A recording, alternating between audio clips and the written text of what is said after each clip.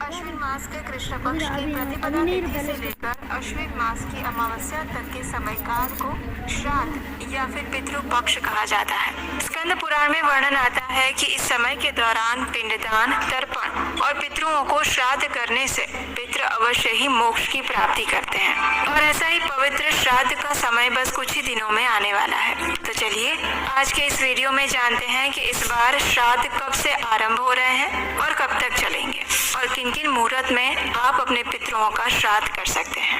तो आइए आज का श्राद्ध कब है विशेष वीडियो आरंभ करते हैं। इस बार वर्ष 2025 में श्राद्ध पक्ष आरंभ हो रहा है 8 सितंबर 2025 सोमवार के दिन से और ये पूरा हो रहा है 21 सितंबर 2025 रविवार के दिन। पितृपक्ष अश्विन मास के कृष्ण पक्ष की प्रतिपदा तिथि से शुरू होता है और उसकी अमावस्या तक चलता है।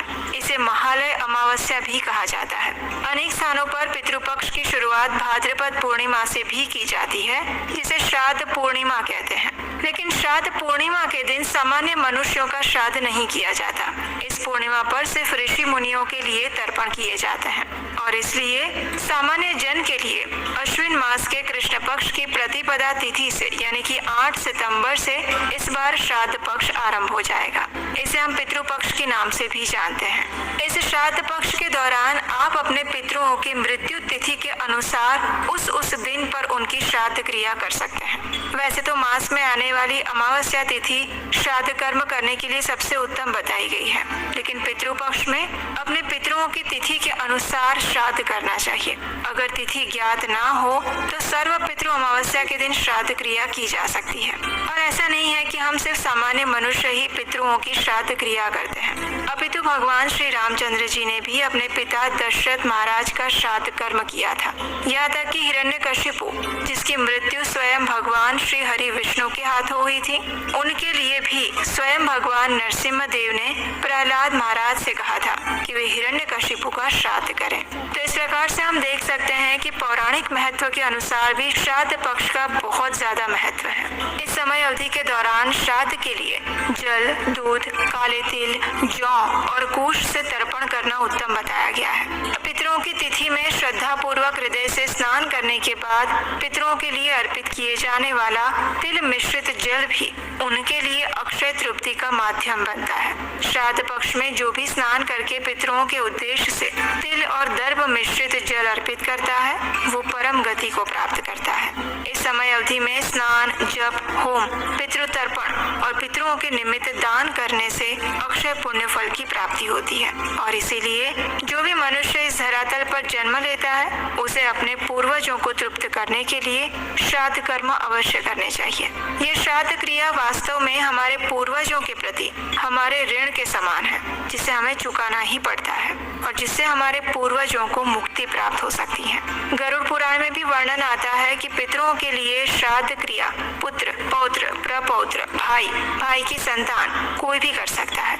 अगर पितृकुल में कोई भी नहीं है तो मातृकुल का कोई भी व्यक्ति अपने पितरों का श्राद्ध कर सकता है और अगर मातृकुल में भी कोई ना बचे तो स्त्रियां श्राद्ध कर्म कर सकती हैं और अगर मृतक व्यक्ति के किसी भी कुल में कोई भी व्यक्ति ना बचा हो तो उस मृत व्यक्ति के धन से राजा स्वयं ही उसका श्राद्ध करवाएं, लेकिन श्राद्ध करवाना अत्यंत आवश्यक है। स्कंद पुराण में वर्णन आता है कि पितरों का श्राद्ध उत्तम कर्मों से अर्जित धन से करना चाहिए। छल, कपट और चोरी से अर्जित धन द्वारा कभी श्राद्ध नहीं करना चाहिए। आइए अब देखते हैं कि श्राद्ध कैसे करना चाहिए। तो सबसे पहले तो संध्या के समय में काम और क्रोध से रहित होकर, शुद्ध होकर श्राद्ध के योग्य श्रेष्ठ ब्रह्मचर्य पालन करने वाले ब्राह्मणों को आमंत्रित करें। अगर इस प्रकार के ब्राह्मण ना मिले तो ऐसे में ब्रह्म ज्ञानी, अग्निहोत्री और वेदों में पारंगत गृहस्थ ब्राह्मण को ही आमंत्रित करें। जिन ब्राह्मणों का कोई अंग भंग ना हो, जो स्वस्थ हो, जिनका आहार संयमित हो और जो शुद्ध हो, वे श्राद्ध के लिए श्रेष्ठ होते हैं। इस श्राद्ध प्रक्रिया में योग्य ब्राह्मणों को भोजन करवाना चाहिए और उन्हें दक्षिणा देनी चाहिए, क्योंकि अगर श्राद्ध कर्म में कोई मंत्र, काल अथवा विधि आदि में त्रुटि रह जाए तो उसकी पूर्ति पर्याप्त दक्षिणा देने से हो जाती है। इसलिए विद्वान पुरुष को दक्षिणा रहित श्राद्ध कदापि नहीं करना चाहिए। पितरों के लिए श्राद्ध और पिंडदान करने के बाद पितरों के निमित्त सुयोग्य व्यक्ति को दान देना चाहिए। गाय, कुत्ते, कौवे आदि को भोजन करवाना चाहिए। पितृपक्ष में संभव हो तो पितृ स्तोत्र का पाठ करना चाहिए, जिससे पितरों को शांति मिलती है। पितृपक्ष की ये 15 दिनों की अवधि अत्यंत पावन होती है, इसलिए इस समय में अपने मन और वाणी में संयम रखना चाहिए। क्रोध, ईर्ष्या, द्वेष इत्यादि के विकारों का त्याग देना चाहिए। असत्य, कटु वचन इत्यादि नहीं बोलने चाहिए और सात्विक भोजन ही ग्रहण करना चाहिए। इन 15 दिनों में कोई भी शुभ कार्य जैसे कि विवाह, गृह प्रवेश, जनेऊ, मांगलिक कार्य इत्यादि नहीं किए जाते। कई लोग तो इस समय के दौरान बाल और नाखून भी नहीं कटवाते।